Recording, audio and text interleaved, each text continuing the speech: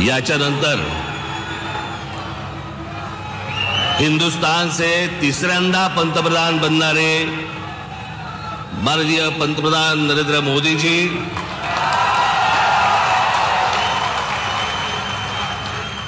सन्माननीय व्यासपीठ आणि माझ्या जमलेल्या तमाम हिंदू बांधवांनो, भगिनींनो आणि मातांनो,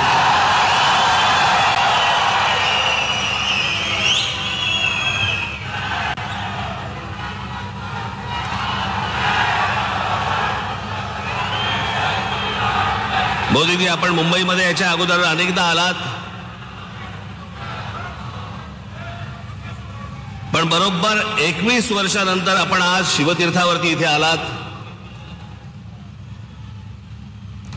मला आजही आठवते त्यावेळेला आपण इथे कमळामधनं बाहेर आला होतात आणि 2014ला आपण कमळ बाहेर काढलं.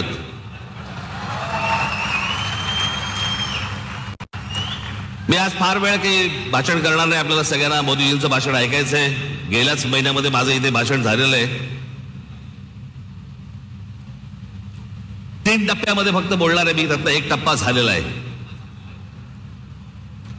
त्याचा पहिला टप्पा होता मोदीजींची पहिली 5 वर्ष.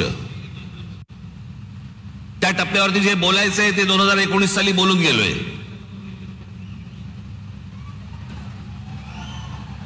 ओरली आता गेली 5 वर्ष.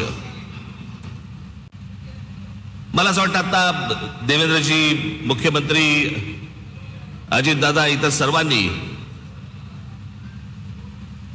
उद्धव ठाकरे, शरद पवार आणि इतर सर्व माणसांवरती वेळ घालवला. मला असं वाटतं त्यांच्यावरती बोलायची गरज नाही. जे सत्यताच येणार नाहीये त्यांच्याबद्दल आपण का बोलतो?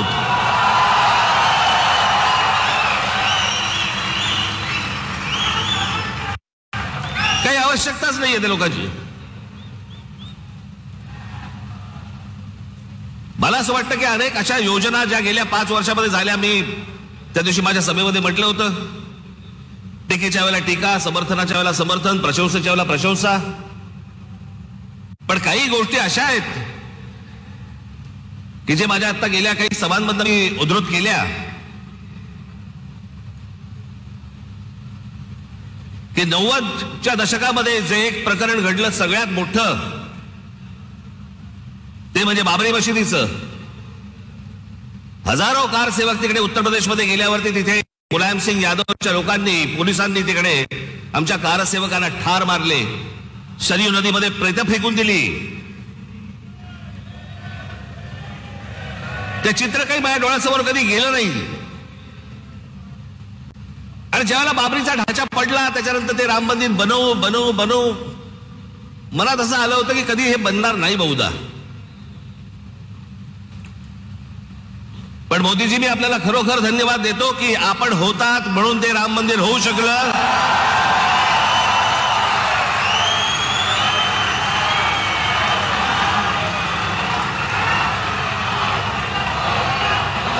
अन्यथा ते झालंच नसतं.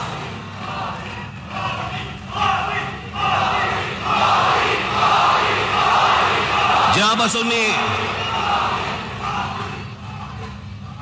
पूर्वीचा इतिहास, भारताचा स्वातंत्र्य नंतरचा इतिहास जेव्हापासून बघतोय तेव्हापासून एक गोष्ट कानावरती पडायची सगळ्या बाजूनी, या देशातलं 370 कलम काश्मीरमधलं रद्द झालं पाहिजे. इतक्या वर्षात जी गोष्ट होऊ शकली नाही ती नरेंद्र मोदीजींनी त्यांच्या पंतप्रधान पदाच्या कारकिर्दीमध्ये ती करून दाखवली. आज त्याच काश्मीरमध्ये जाऊन तुम्ही जमीन घेऊ शकता, जागा घेऊ शकता. तो एक भारताचाच एक भाग आहे हे आता सिद्ध झालं.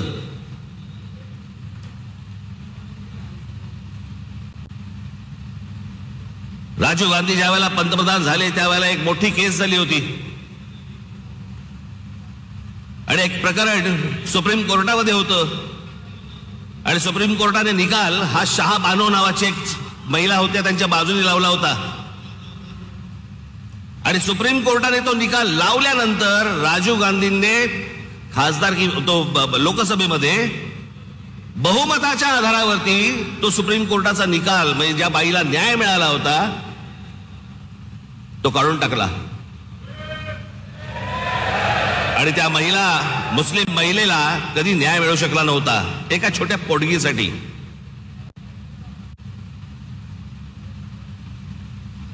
पण मोदीजींनी ती एक गोष्ट करून दाखवली की तो ट्रिपल तलाक तलाक तलाक तलाक तो कायदाच रद्द करून टाकला आणि हिंदुस्थानातल्या सगळ्या जेवढ्या मुस्लिम महिला आहेत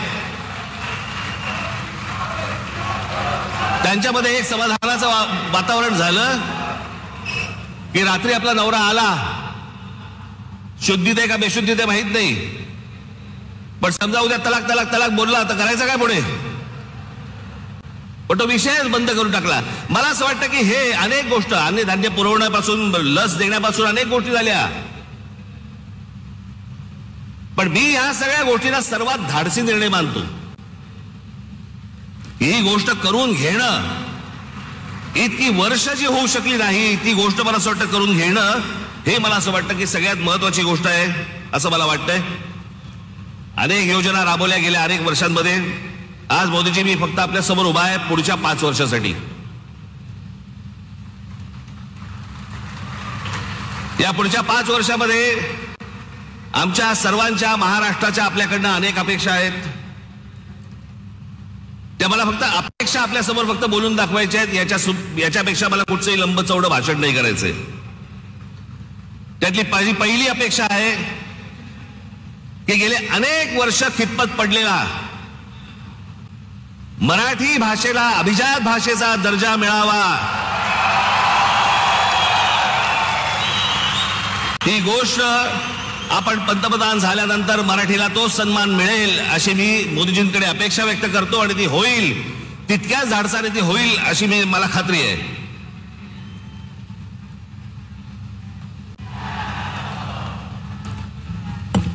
दुसरा विषय, कारण बाकीचे कसं आहे, बाकीच्या सगळ्या गोष्टी महाराष्ट्रामध्ये करण्यासाठी म्हणून आमचे देवेंद्रजी आहेत, एकनाथराव आहेत, अजितदादा आहेत, बाकीचे करतील.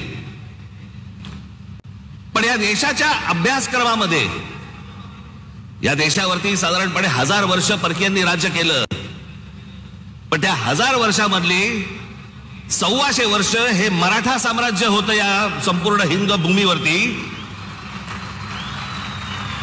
त्या मराठा साम्राज्याचा इतिहास हा शालेय शिक्षणामध्ये मुलांना लहानपणापासून शिकवला जावा की जेणेपासून हा देश कसा उभा राहिला हे या अख्ख्या देशातल्या मुलांना आणि भविष्यातल्या पिढ्यांना कळेल.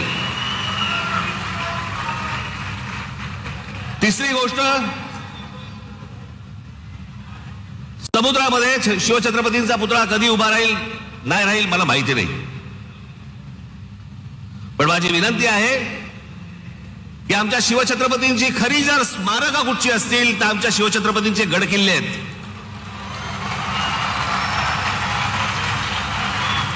आणि या गड किल्ल्यांना पूर्वीचं ऐतिहासिक वैभव प्राप्त करून देण्यासाठी म्हणून आंतरराष्ट्रीय दर्जाची एक समिती नेमावी.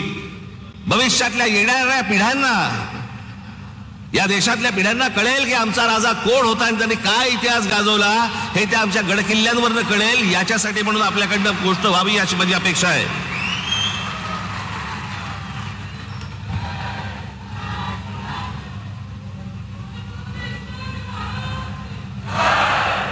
चार पाचच गोष्टी आहेत, माझ्या फार नाही आहेत. देशभरामध्ये अनेक ठिकाणी मोदीजी आम्ही पाहिलं की आपण उत्तम रस्ते बनवलेत, अनेक फ्लायओव्हर्स बनवलेत, अनेक ब्रिजेस बनवलेत. माझी आपल्याला कळकळीची विनंती आहे की गेल्या 18-19 वर्ष आमचा मुंबई गोवा महामार्ग हा अजूनही तसाच आहे, अजूनही तसाच खड्ड्यामध्ये आहे. तो लवकरात लवकर व्हावा अशी माझी आपल्या सर्वांना विनंती आहे. मगाशी रामदासभाईंनी उल्लेख केला, मोदीजी आपण पण आपल्या अनेक सभांमधून पण सांगितलं, पण आज जरा खडसावून सांगावं की या भारतामध्ये डॉक्टर बाबासाहेब आंबेडकरांनी जे उभं केलेलं जे संविधान आहे त्या संविधानाला कुठेही धक्का लागणार नाही. तुम्ही लावणार कधीच नव्हतात, पण जे विरोधक ज्या प्रकारचा प्रचार करतायत मला असं वाटतं त्यांची तोंड एकदाचीच बंद व्हावीत की जेणेकरून परत त्यांची तोंड उघडली जाणार नाहीत. अशी अनेक जनतेची या महाराष्ट्रातल्या अपेक्षा आहे. या देशामध्ये अनेक करोडो मुसलमान आहेत, लाखो मुसलमान आहेत. देशभक्त मुसलमान आहेत, जे या देशावरती प्रेम करतात, जे या देशावरती खरंच त्यांची निष्ठा आहे. खरं तर सांगायची गरज नाही, पण काही मुठभर आहेत जे आज उद्धव ठाकरे आणि काँग्रेसला जे पाठिंबा देणारे आहेत ना, त्यांचा उद्देश हा फक्त गेल्या 10 वर्षात त्यांना डोकं वरती नाही काढता आलंय. आणि ते डोकं वरती काढण्याचा मार्ग कोणता, तर काँग्रेस सारखा सुलभ मार्ग नाही. याच्यासाठी म्हणून ते आज त्यांना सगळ्यांना पाठिंबा देत आहेत. पण लाखोच्या संख्येने, करोडोच्या संख्येने आज मुसलमान आपल्या बरोबर आहेत. त्याला एक शाश्वती पाहिजे, त्याला मनात आदर आहे, तो काम धंदेवाला आहे, त्याला काम करायचं या देशामध्ये, तो या देशाचा नागरिक आहे, पिढ्यानपिढ्या राहणार आहे. पण मला असं वाटतं की हे जे मुठभर आहेत, हे ओवेसी सारख्या ज्या अवलादी आहेत, यांच्या मागून फिरणारे जे लोक आहेत, यांचे जे अड्डे आहेत, हे अड्डे एकदा तपासून घ्या. तिथे माणसं घुसवा, देशाचं सैन्य घुसवा आणि हा देश एकदा कायमचा सुरक्षित करून टाका. म्हणजे आमच्या आया बहिणींना याच्यापुढे देशामध्ये फिरताना कोणत्याही प्रकारचा त्रास इथे होणार नाही, अशी मी आशा अपेक्षा बाळगतो. आणि शेवटचं म्हणजे आमची मुंबईची रेल्वे, लाखो प्रवासी या रेल्वेने प्रवास करतात. या प्रवास करणाऱ्या रेल्वेच्या संपूर्ण यंत्रणेवरती आपण केंद्र सरकारने आपण बारीक लक्ष द्यावं, जास्तीत जास्त त्याच्यासाठी पैसे द्यावे, जास्तीत जास्त ती यंत्रणा चांगली कशी होईल याच्यासाठी म्हणून आपण पाहावं. एवढ्याच फक्त मी आज अपेक्षा आपल्या समोर घेऊन आलो होतो. बाकी भविष्यातल्या येणारा हिंदुस्तान हा आपल्या हातून उत्तम पद्धतीने मोठा हो, जगात मोठा हो, घडो, ही एक आशा अपेक्षा बाळगतो आणि आपल्या सर्वांची मी रजा घेतो. धन्यवाद. जय हिंद, जय महाराष्ट्र.